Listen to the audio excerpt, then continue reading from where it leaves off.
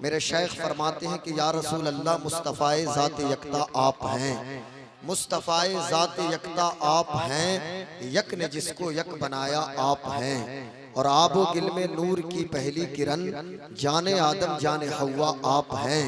या रसूल अल्लाह आप जैसा कोई हो सकता नहीं, आप जैसा कोई हो सकता नहीं, अपनी हर खूबी में तन्हा आप हैं। आपकी तलात जो देखा जान दी, कब्र में पहुंचा तो देखा आप हैं। आपकी रुयत है दीदारे खुदा, जलवा गाहे हक ताला आप हैं।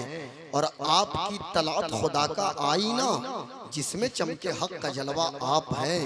आपकी खातिर बनाए दो जहां, या रसूल अल्लाह आपकी खातिर बनाए दो जहां, अपनी खातिर जो बनाया आप हैं। और मक्ता में शेख फरमाते हैं, बर दरद आमद गदा बहरे सवाल, आपके दर पे अख्तर रजा सवाली बन के हाजिर है। और क्यों ना हाजिर हो के मांगेंगे मांगे जाएंगे, मुँह मांगी पाएंगे। सरकार में न ला है न हाजत अगर की है, और लब वाहें आंखें बंद हैं, फैली है झोलियाँ, कितने मजे की भीख तेरे पाक दर की है। या रसूल अल्लाह बद हैं तो आपके हैं, भले हैं तो आपके, टुकड़ों से तो यहाँ के पले, रुख किधर करें सरकार, हम कमीनों के अतवार पर न जाएं, आका हुजूर अपने करम पे नजर करें। और मुफ्त पाला था कभी काम की आदत न पड़ी, अब अमल पूछते हैं हाय निकम्मा तेरा। इसी कॉन्टेक्स्ट में हजरत ने फरमाया कि या रसूल अल्लाह बर दरत आमद गदा बहरे सवाल, हो भला अख्तर का दाता आप हैं, मुस्तफ़ाए ज़ात यकता आप हैं, यक ने जिसको यक बनाया आप हैं। मैं एक बार फिर अदब से गुजारिश करूंगा ऑपरेटर साहब से कि आवाज़ मुझे मेरी समझ में आनी चाहिए, जो इस वक्त नहीं आ रही, यानी कम आवाज़ हो, थोड़ा सा सीटी पीटी इको शिको ये सब कम हो। हाज़रीन मोहतरम, अल्लाह तबारक व तआला, अभी तबरेज़ बाबू जो खिताब कर रहे थे ना, अब शायद ये अपनी बात समझ रहे होंगे या नहीं समझ रहे होंगे, लेकिन बोल तो अच्छा रहे थे माशाअल्लाह। अब ठीक है माशाअल्लाह। मैं अब चूंकि हमारे शहनसी पे जितने मेरे पीछे लोग हैं ये बहुत बड़े लोग हैं, आप लोग इनको मत देखिएगा कि ये क्या कर रहे हैं, इनकी तवज्जो स्क्रीन पे है या किसी से गुफ्तगू कर रहे हैं या क्या, कि नहीं, ये बड़े लोग हैं, ये सिर्फ दुआ दे देंगे, बड़ी बात है। तकरीर आपको सुनाने के लिए मैं आया हूँ, आप हजरत मेरी तरफ देखें और मेरे बॉडी लैंग्वेज को देखें, मेरी आंखों की तरफ देखें। मैं आंख बंद करके नहीं कर रहा, बल्कि आपसे आंख से आंखें, ये आई कनेक्शन बड़ी बहुत जरूरी है। मौलाना नौशाद साहब क़िबला जो खिताबत में हम लोगों को, ये खिताबत में भी ट्रेनिंग देते हैं, तो बताते हैं कि ऑडियंस और खतीब के बीच आई कनेक्शन का होना बड़ा जरूरी है।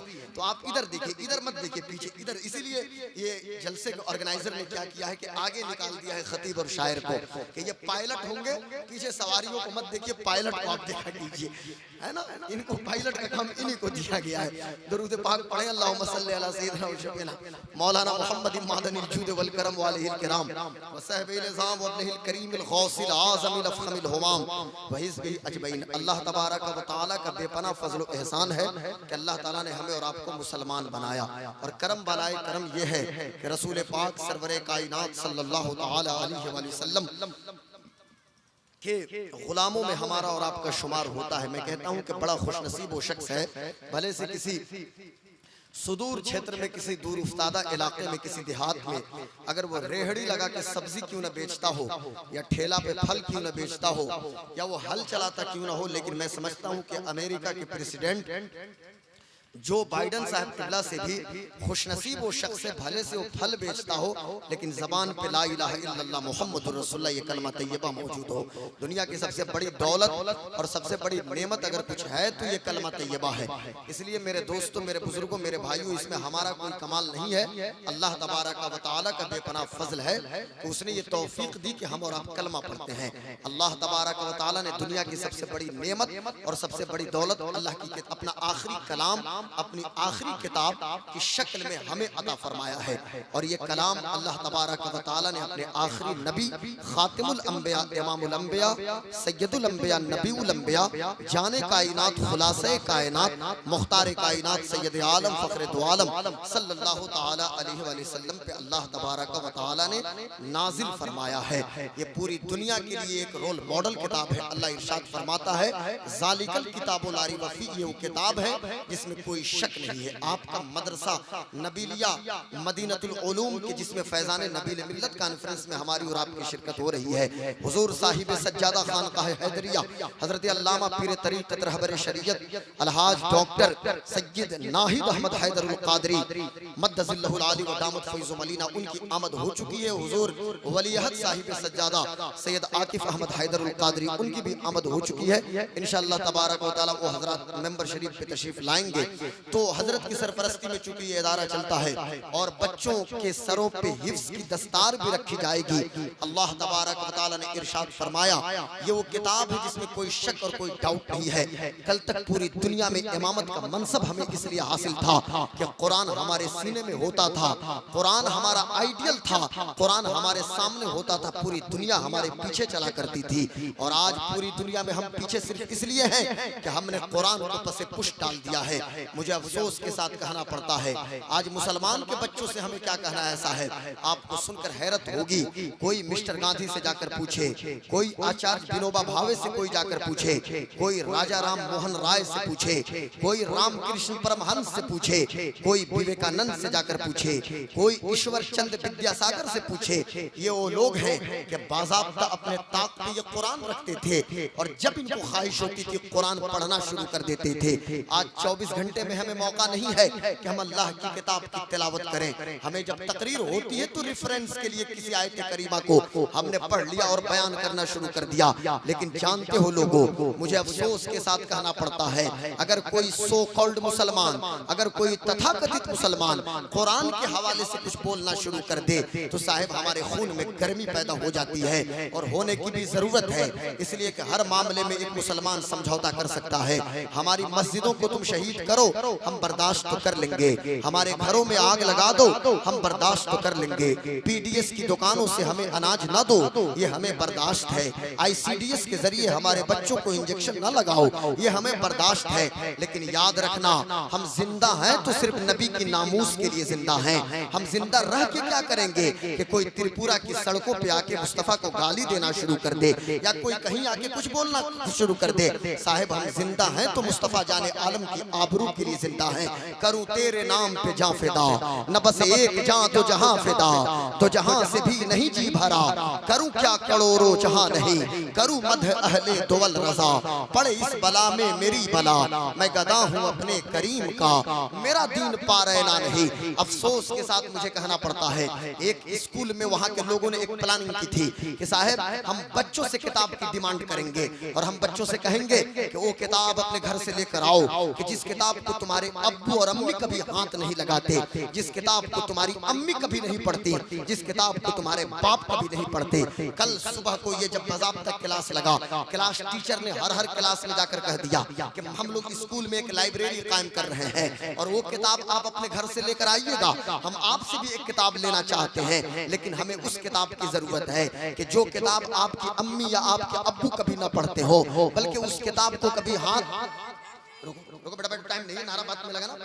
मैं अर्ज ये कर रहा था हाजी कि मैं अपनी तकरीर में नहीं चाहता कि एक सेकंड भी इधर उधर जाए। हाँ, ये नहीं कि खड़े होकर हम नारा लगाना शुरू कर दें, 10 मिनट उसमें निकाल दें। मैं अर्ज ये कर रहा था मेरे दोस्तों, मेरे बुजुर्गों, मेरे भाइयों, बात ये चल रही थी कि लेकिन उस बच्चे की हौसला अफजाई हो चुकी है, कई बार उसने नारा लगा चुका। अब क्या वो बार बार आके नारा लगा कर 5 मिनट खतीब का 5 मिनट एक शायर का ले लेगा। मैं अर्ज ये कर रहा था मेरे दोस्तों, मेरे बुजुर्गों, मेरे भाइयों, तुम वो किताब लेकर आओ कि जो किताब तुम्हारी अम्मी और अब्बू उस किताब को नहीं पढ़ते। आपको सुनकर हैरत होगी साहिब, कल होके जब क्लास लगा है, मुझे अफसोस के साथ कहना पड़ता है कि क्लास में सुबह सुबह बच्चे लेकर चले खिलाफ वाली किताब को लेकर आए हैं। एक किताब है जो खिलाफ के अंदर है। जब स्कूल के टीचरों को लोगों ने किताब दिया है, खिलाफ जब खोला गया है तो खिलाफ में कुरान शरीफ मौजूद है। टीचरों की आंखों से छमछम आंसू गिर रहे हैं, क्योंकि वो टीचर भी मुसलमान थे। उन लोगों ने कहना शुरू किया, ये किताब तुम क्यों लेकर आए, ये तो अल्लाह की किताब कुरान शरीफ है, ये किताब तुम क्यों लेकर आए। तो उन बच्चों ने कहा कि हजरत सर बात यह है कि यही वो किताब है जिसको हमारी अम्मी कभी नहीं पढ़ती, हमारे अब्बू इसको हाथ नहीं लगाते। आपकी अम्मी करती क्या है, मेरी अम्मी सिर्फ मोबाइल चलाती हैं, उनकी उंगलियां होती हैं, मोबाइल का स्क्रीन होता है और मेरी अम्मी उस उंगली पे चलाती रहती है अपने मोबाइल को।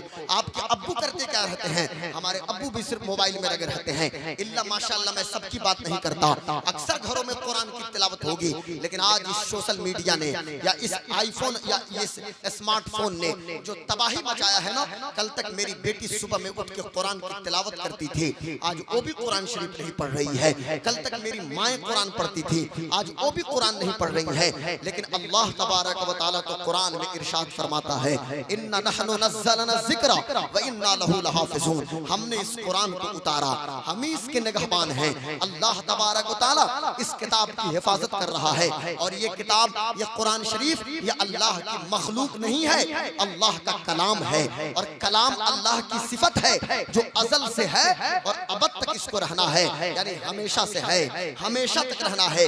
एक ज़बर ज़ेर पेश और एक हरफ की भी तब्दीली अल्लाह के कलाम में नहीं हो सकती है। किसी तरह की कोई तब्दीली अल्लाह की किताब और अल्लाह के कलाम के अंदर नहीं है। अब आइए जरा देखिए, दुनिया की किसी भी किताब को लेकर आइए, किसी भी डिपार्टमेंट के किसी भी फन की किताब को लाइए, आप फिजिक्स से लेकर आइए, आप केमिस्ट्री लाइए, आप जूलॉजी लाइए, आप बॉटनी लाइए, पॉपेट लाइए, एस्ट्रोलॉजी की बुक लाइए, एस्ट्रोनॉमी की बुक लाइए, बाज़ाब्ता हर किताब के प्रीफेस में ये बात मौजूद होती है, भूमिका के अंदर, प्रस्तावना के अंदर, कि अगर इसमें किसी प्रकार की गलती हो, किसी तरह की कोई कमी रह गई हो, तो राइटर को इसके बारे में खबर करें, ताकि अगले एडिशन में हम इसकी इस्लाह करें। आप इसके बारे में प्रकाशक को खबर दें या मुहर्रिर को खबर दें, लेखक को, ताकि नेक्स्ट एडिशन में हम इसको दुरुस्त करें।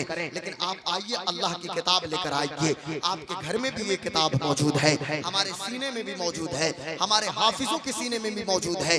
आपने कुरान शरीफ पढ़ना शुरू किया, 114 सूरतें हैं अल्लाह की किताब के अंदर। आपने सूरह फातिहा पढ़ा, सूरह बकरा आपने शुरू किया, आप पढ़ते हैं अलिफ लाम मीम। आगे अल्लाह तबारक व तआला क्या फरमाता है, ज़ालिकल किताबु ला रैब फीह, ये वो किताब है जिसमें कोई शक और कोई डाउट नहीं है।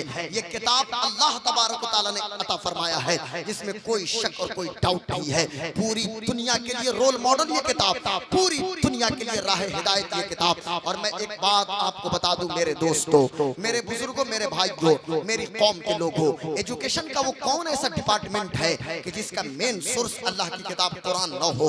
आप फिजिक्स लाएं, केमिस्ट्री हो, जूलॉजी हो, पॉपेट हो, हिस्ट्री हो, जियोलॉजी हो, ज्योग्राफी हो, एजुकेशन का कोई भी डिपार्टमेंट है ना, हर डिपार्टमेंट का जो सरचश्मा है वो अल्लाह की किताब कुरान शरीफ है। साइंस और टेक की बहारें अपनी जगह हैं, और मैं डंके की चोट पे कहता हूँ साहब कि साइंस और टेक के फार्मूले बदलते हैं, अल्लाह तबारक ताला के कलाम की आयतें नहीं बदलती हैं। और गुलाम गौस कादरी को कह लेने दिया जाए कि उस साइंस और टेक की तमाम इजादात और साइंस और टेक के तमाम फार्मूले को हम जूते की नोक पे रखते हैं, जो कुरान से टकराते हैं। हमारे लिए अल्लाह की किताब पहले है और मुस्तफ़ा की हदीस पहले है।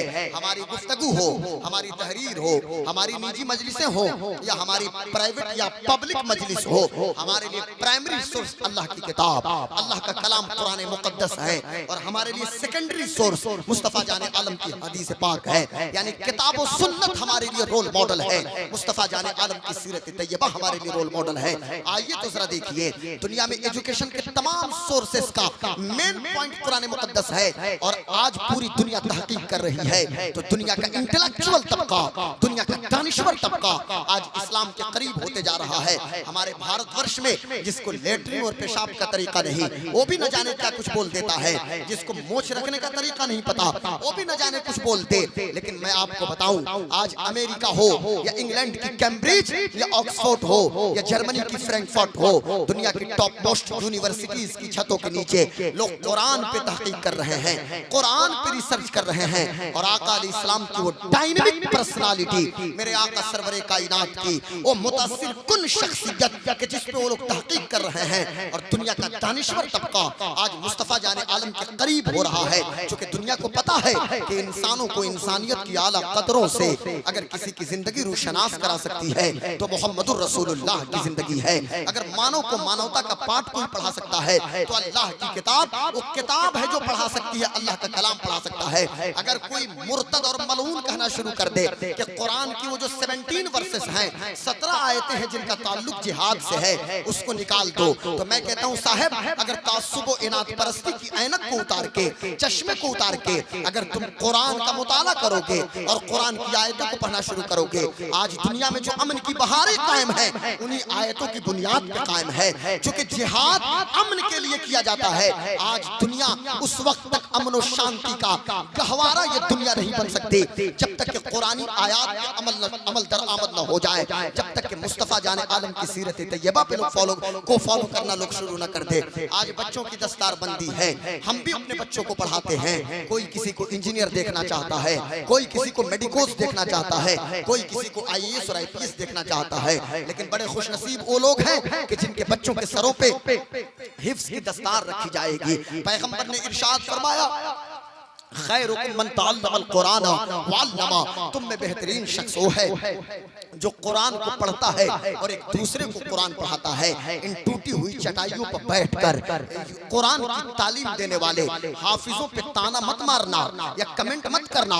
ये वो लोग हैं कि जिनकी दरसगाहों से आपके बच्चे को ये इंजीनियर और डॉक्टर नहीं बनाया जाता बल्कि कौम का इमाम बनाया जाता है। और तूने पूछी है इमामत की हकीकत मुझसे, हक तुझे मेरी तरह साहिब असरार करे, है वही तेरे जमाने का इमाम बरहक जो तुझे हाजिर मौजूद से बेजार करे।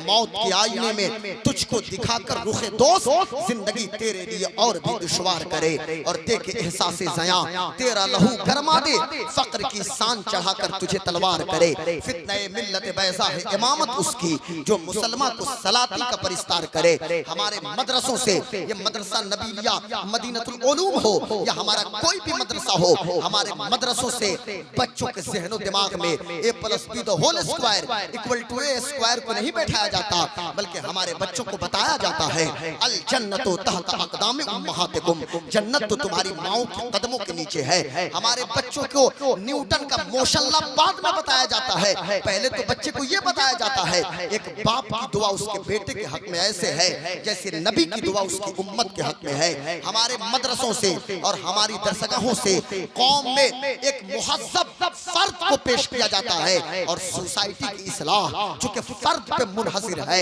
आइए जरा देखिए तो सही इन मदरसों से कैसे लोगों की पैदावार होती है। ये मदरसे कौम की जान है मेरे दोस्तों, कौम की अमानत है मदरसे। इन मदरसों को कभी भी हक़ारत की नजर से मत देखना। इन मदरसों से जो लोग निकलते हैं वो कौम की इमामत किया करते हैं। इसलिए आज जिन बच्चों की दस्तारबंदी होगी उनके वालिदैन को भी मैं मुबारकबाद पेश करता हूँ, उन बच्चों को भी मुबारकबाद पेश करता हूँ। इन बच्चों की घुट्टी में कुरान को पिलाया गया है, इनके सीने में कुरान महफूज रहे। अल्लाह तबारक व तआला की बारगाह में दुआ है कि अल्लाह ताला उन्हें हाफिज के साथ साथ बेहतरीन आलिम भी बनाए और साथ साथ अपने इल्म के अमल की तौफीक भी अल्लाह तबारक व तआला अता फरमाए। आइए मैंने खुतबा मसनूना में जिस आयत करीमा की तिलावत का शरफ हासिल किया, अल्लाह फरमाता है लक़द मन्नल्लाहु अलल मुमिनीना इज़ बअस फ़ीहिम रसूला, अल्लाह ने एहसान किया रसूलुल्लाह को भेज के। अल्लाह तबारक व तआला कुरान मुक़द्दस में इरशाद फरमाता है कुल या अय्युहन नास इन्नी रसूलुल्लाह इलैकुम जमीआ, मेरे प्यारे आप फरमा दीजिए ऐ लोगों मैं तुम सब की तरफ रसूल बनाकर भेजा गया हूँ। हमें फख्र है मेरे दोस्तों उनकी गुलामी पे कि जो मुस्तफ़ा तशरीफ लाए, पूरी दुनिया में ह्यूमन राइट्स और मानवाधिकार का वो चार्टर प्लान आपने पेश किया है कि अगर उसी चार्टर प्लान पे अमल हो जाए पूरी दुनिया में सुकून कायम हो जाए। हमें फख्र है उनकी गुलामी पे कि जो मुस्तफ़ा तशरीफ लाए तो आपने इरशाद फरमाया कि तुम अगर शिकम शेर होके खाना खाते हो, बगल में तुम्हारा पड़ोसी अगर भूखे सोता है तो तुम मुझसे सही मानों में मोहब्बत नहीं कर रहे हो। हमें फख्र है उनकी गुलामी पे कि जो मुस्तफ़ा जाने आलम तशरीफ लाए तो आपने बताया रास्ता चलने का तरीका क्या है। रास्ते से तकलीफ देह चीज हटाना ईमान का निचला दर्जा है। आज सड़क के किनारे ही जलसा हो रहा है, हमारी वजह से अगर किसी को तकलीफ पहुंचे तो हम मुस्तफ़ा को कहाँ खुश कर रहे हैं। इसलिए मैं गुजारिश करूंगा कि सड़कों को आप क्लोज न करें। हमारे किसी जलसे की वजह से, हमारे किसी दीनी मजलिसों की वजह से सड़क पर चलने वाले किसी राहगीर को कोई दिक्कत न हो, ये मुस्तफ़ा जाने आलम का पैगाम है। अब ये नहीं कि हम सफारी पे बैठ गए पजेरों पे, एक दर्जन केला लिया और केला खाते हैं छिलका NH पे फेंकते जा रहे हैं या SH पे फेंकते जा रहे हैं, तो क्या तासुर और क्या मैसेज दुनिया के सामने जाएगा।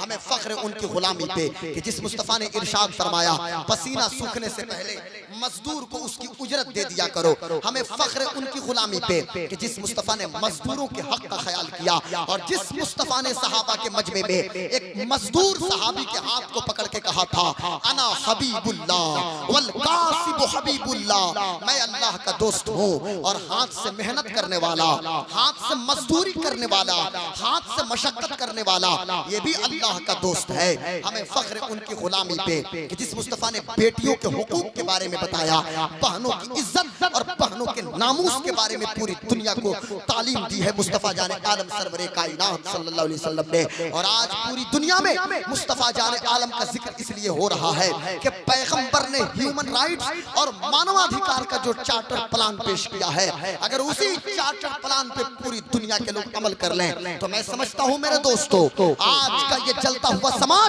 अमन और शांति का गहवारा बनता हुआ नजर आएगा, समाज में सुकून कायम हो जाएगा। मौलाना मोहम्मद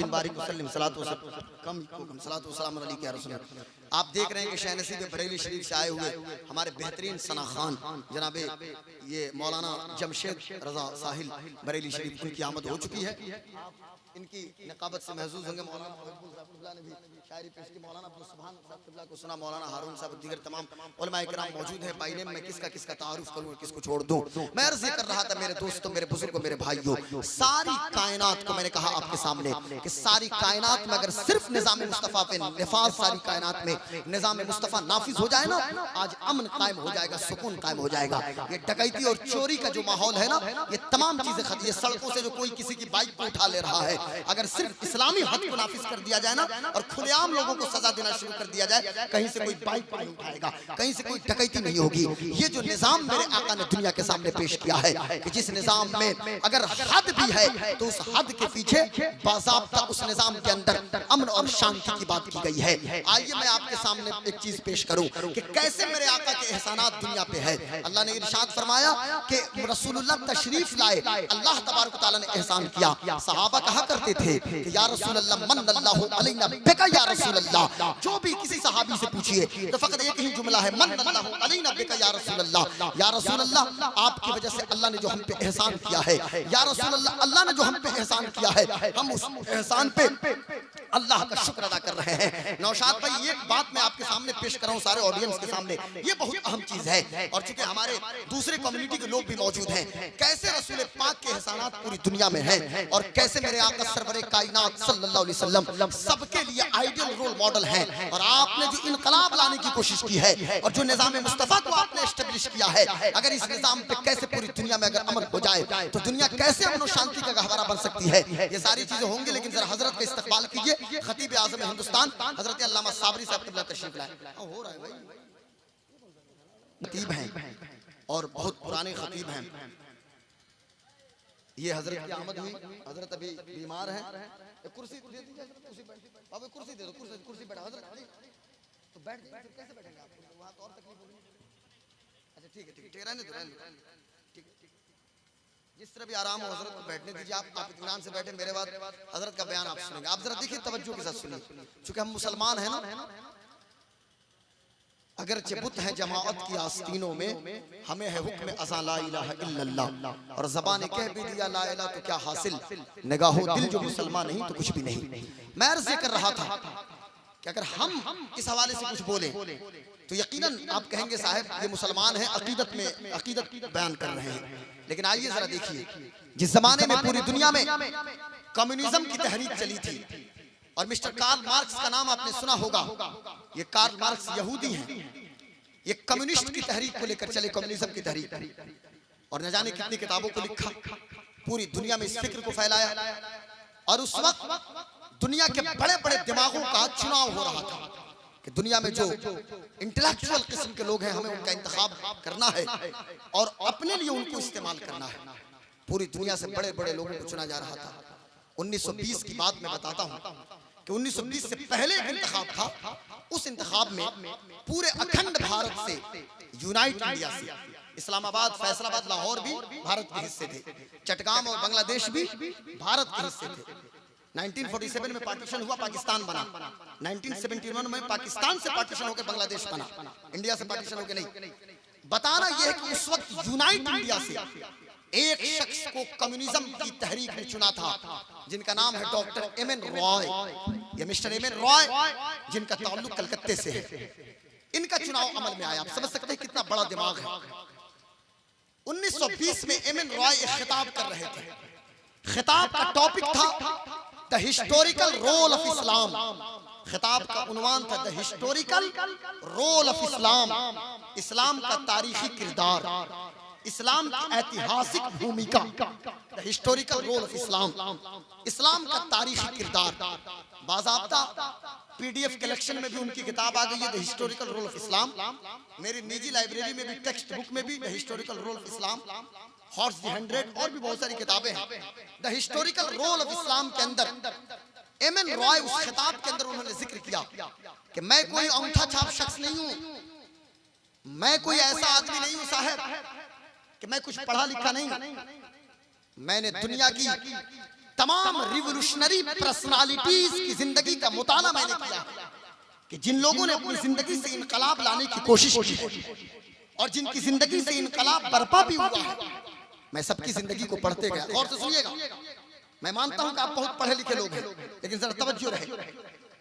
मैं अर्ज कर रहा था कि एम.एन. रॉय बयान करते कि मैं सबको पढ़ता गया, आखिर में मोहम्मद अरबी की जिंदगी को पढ़ना शुरू किया। आखिर में मोहम्मद अरबी की जिंदगी को पढ़ना शुरू किया। मैं इस नतीजे पे पहुंचा हूं कि जो इनकलाब तारीख इंसानियत में मोहम्मद अरबी लेकर आए हैं, न तो उनसे पहले कोई लेकर आया है और न आगे कोई लेकर आ सकता है ऐसा इनकलाब। और अपनी बात पे वजाहत भी पेश करते हैं, ऐसे बगैर दलील का कोई इंटेलेक्चुअल नहीं बोलता, उसके पीछे वजाहत भी होती है साहब। हमारे नकीबुल हिंद उस्ताजुल हुफ्फाज वल कुर्रा हजरत कारी एजाज साहब क़िबला की आमद हो चुकी है। Doctor M.N.. रॉय कहते हैं, उनका जुमला सुनिए the historical role of Islam के अंदर।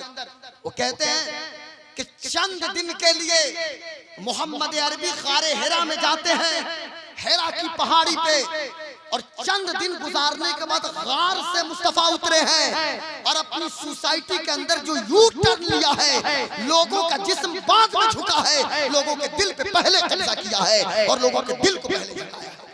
ये इनकलाब जो लाने की कोशिश की है ना, जिंदगी के हर फील्ड में इनकलाब आया है। समाजी, मुआशरती, सियासी, आइली, माशी, किसी भी हिस्सा को मेरे आका ने नहीं छोड़ा, बल्कि हर जगह मेरे आका रहनुमाई आपकी कर रहे हैं। आज जरूरत यह है कि उसी निजाम को हम आम करें। मैं आपसे पूछना ये चाहता हूं, आपका शुमार उम्मती इजाबत में होता है, उम्मती दावत तक क्या हमने दीन को पहुंचाया है? हमारा किरदार इस लायक है? हमने तो ये समझा साहब कि जिस तरह बाप हमारे मुसलमान थे ना, हमारी अम्मा मुसलमान, बाप की मौत के बाद जिस तरह जमीन विरासत में मिल गई, मकान मिल गया, ये कलमा भी मिल गया, लेकिन बड़ी मशक्कतों से इस्लाम हम तक पहुंचा है, बड़ी कुर्बानियों के साथ ये इस्लाम हम तक पहुंचा है। इन्हीं पत्थरों पे चल के अगर आ सको तो आओ, मेरे घर के रास्ते में कोई कहकशां नहीं। सिर्फ एक बात मैं आपके सामने रखूं कि कितनी मशक्कतों से इस्लाम हम तक पहुंचा। आपको पता है, हमें दर्द नहीं है ना, कोई हजरत बिलाल से जाकर पूछे, कोई हजरत अम्मार से पूछे, कोई हजरत यासिर से पूछे, कोई हजरत सुमैया से पूछे, इस्लाम के रास्ते की पहली शहीदा हजरत सुमैया। लेकिन अफसोस के साथ मुझे कहना पड़ता है मेरे दोस्तों कि बाज़ाब्ता अंडमान निकोबार द्वीप समूह में एक ट्राइब मौजूद है, कबीला, उस कबीले तक कोई इंसान नहीं पहुंचता, वहां तक ईसाई मिशनरी पहुंच गई और जाके अपने दीन ईसाइयत की तबलीग करके, और जब वो अमेरिका का वो पादरी वहां पहुंचा था ना, तो बाज़ाब्ता वहां के आदिवासियों ने उसको मार दिया। क्योंकि इंसानों, इस दुनिया से जो लोग जाते हैं ना इधर से, ऐसे लोगों से मिलना नहीं चाहते, लेकिन जब लोगों ने तहकीक किया तो बाज़ाब्ता वो पंपलेट मौजूद था जो इंट्रो की शक्ल में था दीन ईसाइयत के हवाले से। लेकिन हमारा दीन तो सच्चा दीन है ना, इन्न दीन इंदल्लाहिल इस्लाम। अल्लाह फरमाता है कि अल्लाह के नजदीक अगर कोई दीन है तो दीन इस्लाम है। अल्लाह ने हमारा नाम मुसलमान रखा है। मुसलमान आप ऐसे नहीं है, बाप दादा ने हमें मुसलमान नहीं कहा, अल्लाह तबारक व तआला ने हमें मुसलमान कहा है। हुआ सम्माकुमुल मुस्लिमीन है ना, अल्लाह ने मुसलमान आपको कहा है, अल्लाह ने मुसलमान इरशाद फरमाया। अब हमारी जिम्मेदारी क्या बनती है? हमारी जिम्मेदारी ये बनती है कि दिल का रिश्ता सब्ज़ गुंबद के मकीन से मजबूत रहे और अपने घरों में इस्लामी इनकलाब पहले हम लाने की कोशिश करें। इस्लामी इनकलाब अपने किरदार के अंदर तब्दीली से ये इनकलाब आता है। कि हमेशा आका अलैहिस्सलाम का जिक्र हो और जिक्र का असर बच्चों पे पड़ेगा ना, तो फिर बच्चे भी इस्लाम के नुमाइंदा बनके इस्लामी निजाम को पूरी दुनिया में रिप्रेजेंट करते हुए नजर आएंगे। इसलिए जरूरत यह है कि घरों में कुरानी तालीम का माहौल हो, बच्चियों की तालीम का माहौल हो। इस तनाजुर में बड़े मैं मुबारकबाद पेश करूंगा हजरत मौलाना नौशाद साहब क़िबला छपरवी को कि इन्होंने कुल्लियतुल बनातिर रज़विय्या, इन्होंने बाज़ाब्ता लड़कियों का एक इदारा सिवान के अंदर कायम किया है, जिसमें दाखिला भी जारी है। आप मौलाना नौशाद या कारी एजाज साहब क़िबला, मुफ्ती सुल्तान मौलाना वसीम, ये सारे लोग हमारे बड़े लोग हैं, इनसे आप राब्ता करें और वहाँ पे अपनी बच्चियों को का एडमिशन कराएं। चूंकि घरों में जब तालीम का माहौल होगा, हमारे बेटे भी पढ़ें, हमारी बेटियां भी पढ़ें, और जब दीनी तालीम का माहौल होगा ना, तो यकीनन आका की सुन्नतों पे भी अमल होगा, मुस्तफा जाने आलम की सीरत तैयबा पे अमल होगा। और जिंदगी का मकसद हमारे इदारों से यही बताया गया है और बताया जाएगा भी कि जिंदगी ये नहीं है किसी के लिए, जिंदगी है नबी की, नबी के लिए। ना समझ मरते हैं जिंदगी के लिए, जीना मरना है सब कुछ नबी के लिए। अख्तरे कादरी खुल्द में जा बसे, खुल्द वाहे हर एक कादरी के लिए। वमा अलैना इल्लल बलाग। अस्सलाम वालेकुम। इस्लाम जिंदाबाद, मसलके आला हजरत पाइंदाबाद।